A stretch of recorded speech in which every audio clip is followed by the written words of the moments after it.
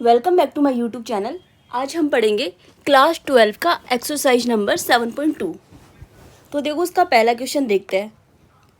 यहाँ पे हमें क्या करना है, प्रश्न 1 से 37 तक के प्रश्नों के प्रत्येक फलन का समाकलन ज्ञात कीजिए, यानी इंटीग्रेशन ज्ञात करना है। तो देखो समाकलन बोल दो या इंटीग्रेशन बोल दो इंग्लिश में। तो पहला क्वेश्चन देखो, समाकलन 2x upon 1 plus X square, यानी ये घात दो को क्या बोलते हैं, स्क्वायर या वर्ग। अब देखो हम इसको क्या मान लेते हैं, हम इसको नीचे के पदों को कुछ मान लेते हैं ताकि उसका अवकलन हमको ऊपर मिल जाए। तो जैसे जैसे आप क्वेश्चन करोगे आपको आइडिया लगता जाएगा हमको किसको मानना है। तो हमने इसमें हर में जो पद है वो कौन सा है, 1 प्लस एक्स स्क्वायर। तो हर में 1 प्लस एक्स स्क्वायर को मैंने क्या मान लिया, टी मान लिया। इसको समीकरण 1 या इक्वेशन 1 नाम दे दिया, इसको इक्वेशन 2 या समीकरण 2। आगे अब इसका क्या कर दिया, अवकलन कर दिया। क्या कर दिया, डिफरेंशिएशन या अवकलन कर दिया। किसके सापेक्ष, एक्स के सापेक्ष, या एक्स के रेस्पेक्ट में या एक्स के सापेक्ष इसका क्या कर दिया, अवकलन। तो D upon d x bracket में 1 plus X square D t upon d x, x के सापेक्ष अवकलन कर दिया। तो देखो 1 तो अचर पद है, इसका तो क्या हो जाएगा 0, प्लस का प्लस। आगे एक्स स्क्वायर का क्या हो जाएगा, एक्स की पावर एन का डिफरेंशिएशन क्या होता है, D upon d x. X की पावर एन का डिफरेंशिएशन क्या होता है, एन इंटू एक्स की पावर एन माइनस 1, यानी एक्स स्क्वायर का डिफरेंशिएशन क्या हो जाएगा, 2 इंटू एक्स की पावर 2 माइनस 1, यानी 2 एक्स की पावर 1। 1 को लिखने की जरूरत नहीं है, तो ये क्या हो गया, सिंपल 2x। ठीक है, तो 1 प्लस एक्स स्क्वायर का डिफरेंशिएशन या अवकलन क्या हो गया, 2x। आगे D t upon d x, तो ये dx इधर आ गया, तो 2x dx बराबर क्या हो गया, dt। समझ में आया। तो इसको तो इक्वेशन नंबर 2 नाम दे दिया, इसको समीकरण 3, समीकरण 1, समीकरण 2, समीकरण 3। आगे क्या किया हमने, समीकरण 2 और 3 इनकी वैल्यू किस में रख दी, समीकरण 1 में रख दी। तो देखो समीकरण 1 में रखने पे क्या आएगा, 2x upon 1 plus X square D x बराबर समाकलन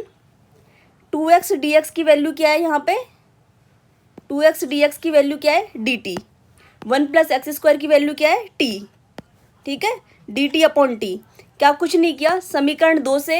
1 प्लस एक्स स्क्वायर की जगह क्या रख दिया, t रख दिया। समीकरण 3 से 2x dx की जगह क्या रख दिया, dt रख दिया, और समाकलन की जगह समाकलन। आगे देखो बराबर, अब 1 अपॉन टी का समाकलन या इंटीग्रेशन क्या होता है, log t होता है, पता है हमको फॉर्मूला। तो डायरेक्ट हमको याद होना चाहिए 1 अपॉन टी का इंटीग्रेशन या समाकलन क्या होता है, log t। यहाँ पे मोड लगा दिया, मोड का मतलब ये हमेशा प्लस रहेगा। ठीक है, mod T, log mod T plus C. आगे देखो इसको हमने ऐसे कैसे उतार लिया इस पद को, integration 2x upon 1 plus X square D x बराबर log। अब t की जगह हमने क्या रख दिया, समीकरण 2 से रख दो t की वैल्यू। समीकरण 2 में t की वैल्यू क्या है, 1 प्लस एक्स स्क्वायर। तो क्या रख दिया, 1 प्लस एक्स स्क्वायर समीकरण 2 से यहाँ पे रख दिया, प्लस सी या कांस्टेंट या अचर। तो ये हमारी क्या आ गया, ये हमारा उत्तर आ गया। इसकी समाकलन की वैल्यू क्या आ जाएगी, log 1 plus X square plus C. जब भी समाकलन करते हैं तो लास्ट में क्या कर देते हैं, कांस्टेंट या अचर पद। इसको क्या बोलते हैं, कांस्टेंट या फिर अचर पद। ये हम ऐड कर देते हैं, जोड़ देते हैं। ठीक है, तो प्लस कांस्टेंट प्लस सी, सी यानी कांस्टेंट या अचर राशि है कोई। आगे देखो अगला क्वेश्चन देखो, log x अपॉन एक्स का होल, log x का whole square upon x.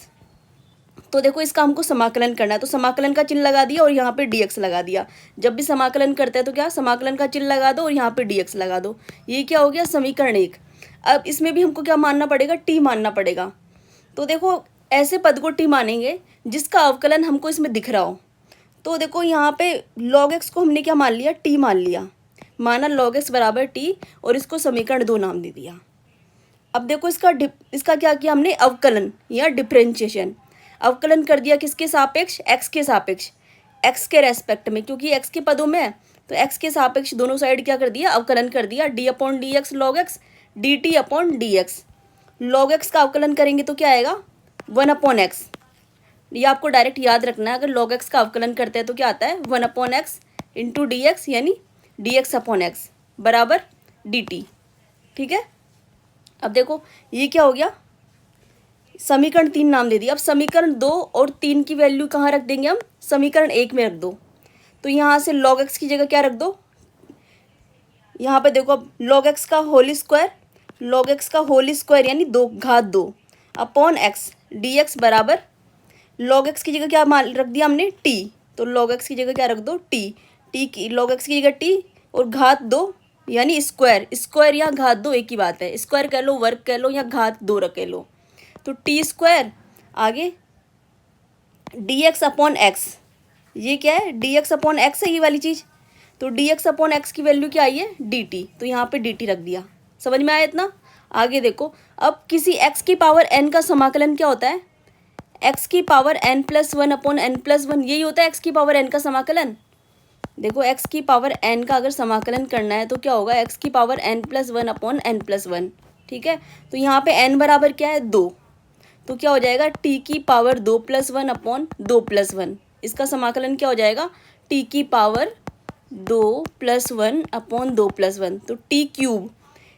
Power cube बोल लो या घात को 3 बोल लो एक ही बात है, ठीक है, क्यूब बोल लो या 3 घात बोल लो, T cube upon 3, T cube upon 3, T की घात 3 अपॉन 3 प्लस एक, जब भी मैंने कहा जब भी समाकलन करते हो तो लास्ट में क्या जोड़ते हैं, एक अचर पद जोड़ देते हैं, क्या अचर पद या फिर कांस्टेंट टर्म, कांस्टेंट राशि सी जोड़ देते हैं जब भी समाकलन का चिन्ह हट जाएगा तो, ठीक है। समाकलन कर दिया, अभी चिन्ह हट गया तो क्या कर देंगे हम, एक अचर पद जोड़ देंगे। अब देखो इस पद को ऐसे कैसे उतार लिया, log x का होल स्क्वायर अपॉन x, इसका समाकलन बराबर t की जगह क्या रख दिया हमने log x,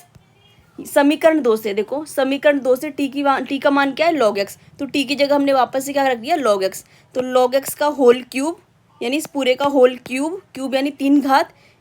upon 3 plus C constant, ये क्या हो गया अपना पूरा अपना उत्तर या आंसर। समझ में आया? आगे देखो अगला क्वेश्चन, अगला क्वेश्चन नंबर 3 है 1 upon x plus x log x, इसका इंटीग्रेशन है समाकलन करना है। तो देखो समाकलन का चिन्ह लगा दिया, dx लगा दिया upon x plus x log x, तो देखो इन दोनों में कुछ कॉमन आ रहा है क्या, इस पद में और इस पद में कुछ कॉमन दिख रहा है, यानी जो इसमें भी है और जो इसमें भी है, कॉमन का मतलब उभयनिष्ठ,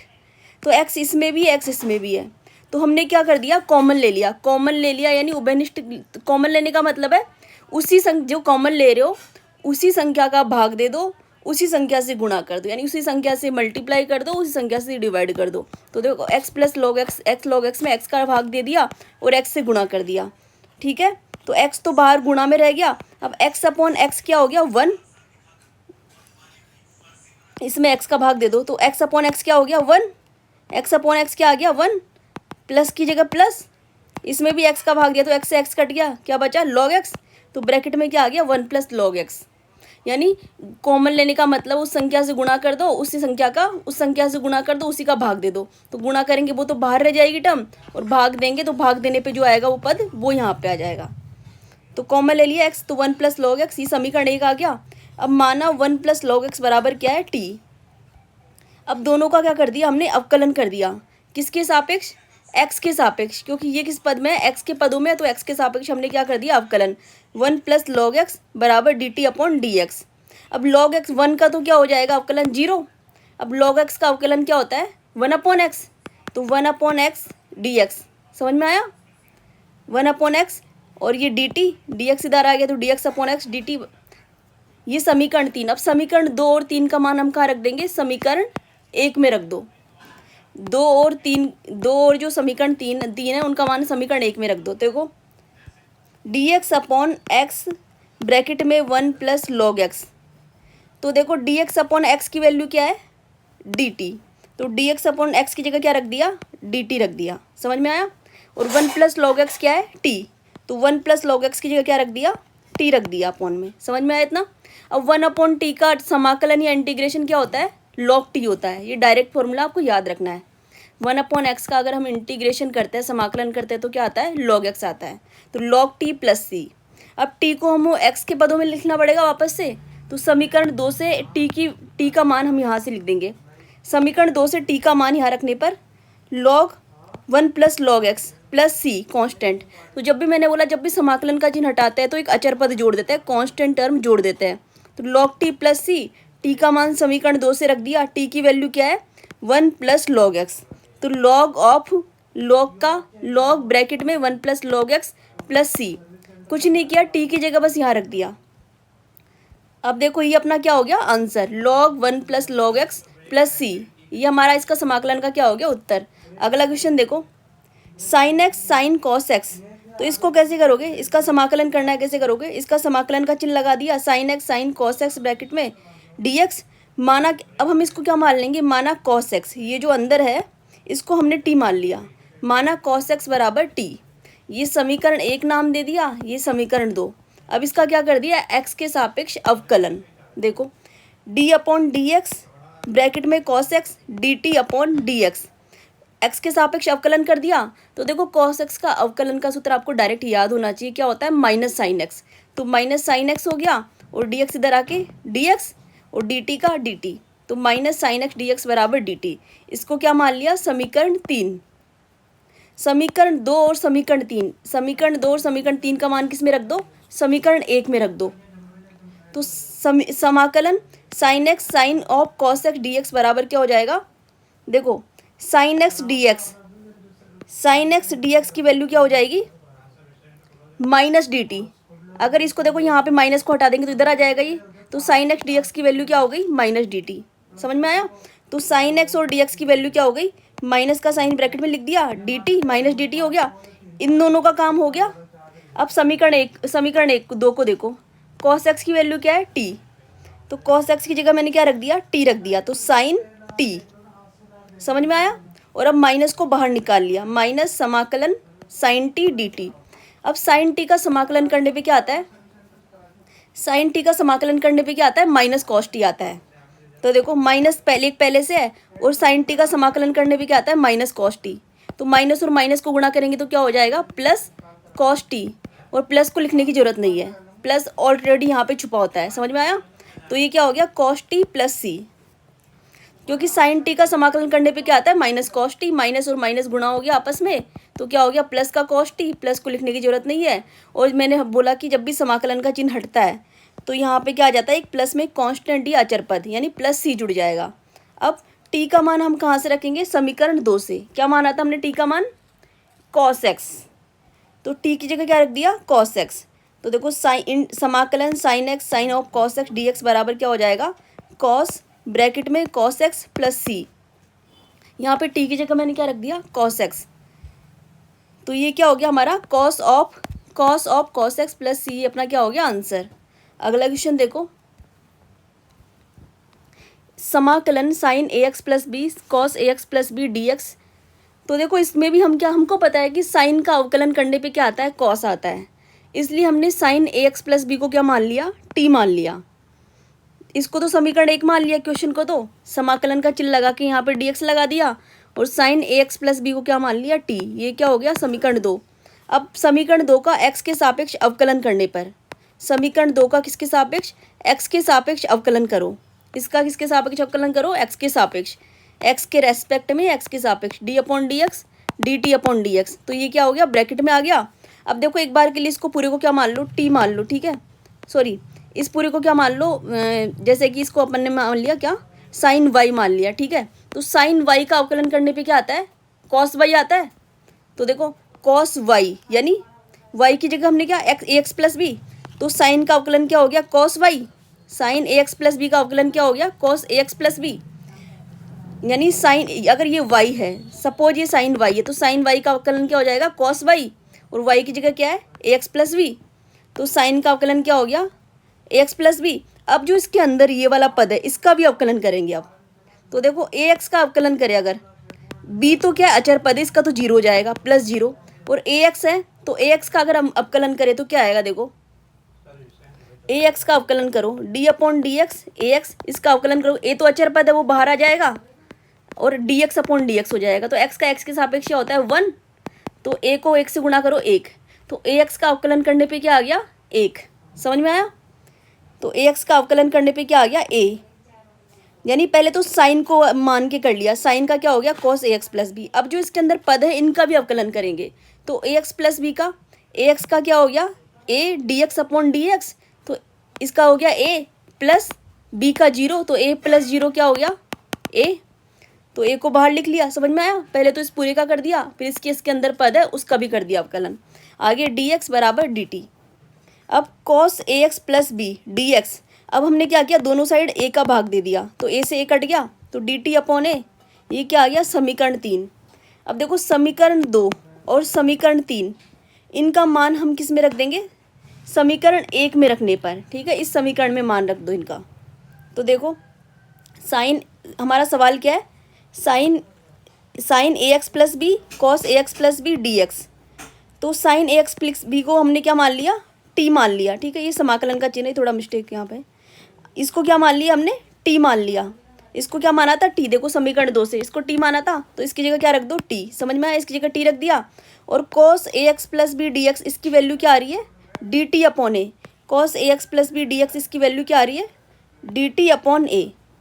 अब देखो ए तो क्या अचर पद है, यानी कांस्टेंट राशि है, अचर पद है, तो इसका कोई समाकलन पे इतना फर्क नहीं पड़ेगा, तो इसको हमने क्या निकाल लिया, बाहर निकाल लिया, 1 अपॉन ए बाहर निकाल लिया, समाकलन टी डी टी, यानी जो चर पद है, यानी जिसके सापेक्ष हम समाकलन कर रहे हैं, टी के सापेक्ष कर रहे हैं, टी चर पद है, केवल इसको अंदर रखेंगे, और अचर पद या कांस्टेंट टर्म जिसको, जो कि अचर पद है, उसको हमने बाहर निकाल लिया, समझ में आया इतना। अब 1 अपॉन ए, अब x की पावर यहाँ पे t की पावर 1 है, जिसकी पावर या घात में कुछ नहीं लिखा होता, उसकी पावर यहाँ पर घात क्या होती है, 1 होती है। तो x की पावर n का समाकलन क्या होता है, x की power n plus 1 upon n plus 1, तो ये क्या हो गया, t की पावर 1 प्लस 1 अपॉन 1 प्लस 1, यानी t की पावर 2 अपॉन 2, यानी टी स्क्वायर अपॉन 2, समझ में आया, टी स्क्वायर अपॉन 2 इसका समाकलन हो गया, और 1 अपॉन ए पहले से है, तो टी स्क्वायर अपॉन 2 और 1 अपॉन ए पहले से है, तो क्या हो गया, t square upon 2a plus c. मैंने बोला जब भी समाकलन का चिन्ह हटेगा तो क्या आ जाएगा, एक अचर पद यहाँ सी जोड़ देंगे, t square upon 2a plus c. अब टी की वैल्यू रख दो, टी की वैल्यू देखो क्या है, sine a x plus B बराबर टी एस, तो समीकरण 2 से टी की value sign a x plus B रख दो, तो यहाँ पे टी की जगह क्या मैंने रख दिया, sine a x plus b bracket में बड़ा ब्रैकेट इस पूरे का whole square upon 2a plus c, समझ में आया। तो साइन का होल स्क्वायर, जैसे ये होता है ना साइन एक्स का होल स्क्वायर, ठीक है, इसको अपन ऐसे भी लिख सकते हैं ना, साइन स्क्वायर एक्स, दोनों एक ही बात है, साइन एक्स का होल स्क्वायर लिख लो या साइन स्क्वायर एक्स लिख लो, तो sine a x plus B का होल स्क्वायर या फिर sign square a x plus B ऐसे लिख दो अपॉन 2a प्लस सी। तो देखो अपना आंसर, ये अपने क्वेश्चन लिख दिया, sine a x plus b cos a x plus b d x बराबर sine square a x plus b upon 2a plus constant या अचर राशि, ये क्या हो गया अपना आंसर, यहाँ उत्तर, समझ में आया।